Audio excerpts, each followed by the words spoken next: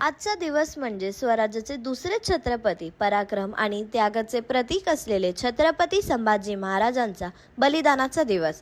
14 मे 1657 रोजी पुरंदर किल्ल्यावर जन्मलेले संभाजी महाराज लहान वयात आईचे छत्र हरपलेले आणि जिजाऊंच्या संस्कारात आणि शिवरायांच्या मार्गदर्शनाखाली त्यांचे बालपण घडले. संभाजी महाराज केवळ शूर योद्धा नव्हते, तर ते अत्यंत विद्वानही होते.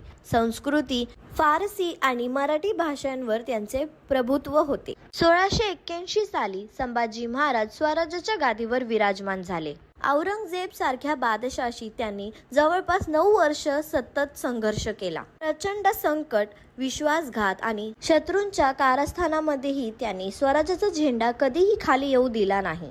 1689 साली संगमेश्वरमध्ये मुघलांनी संभाजी महाराजांना पकडलं. औरंगजेबाने त्यांना धर्मांतर करण्याचा दबाव टाकला. मात्र संभाजी महाराजांनी धर्म आणि स्वाभिमानाशी तडजोड करण्यास ठाम नकार दिला. अमानुष छळ सहन करूनही त्यांनी स्वराज्य आणि धर्माचा मार्ग सोडला नाही. अखेर 11 मार्च 1689 रोजी त्यांनी आपल्या प्राणाची आहुती दिली. संभाजी महाराजांचे बलिदान म्हणजे स्वाभिमान, पराक्रम आणि धर्मनिष्ठेचे अजरामर उदाहरण आहे. आज त्यांच्या बलिदान निमित्त आपण त्या महान योद्धाला विनम्र अभिवादन करतो. कारण धर्मासाठी जगणं आणि स्वराज्यासाठी प्राण देणे हाच संभाजी महाराजांचा खरा वारसा आहे.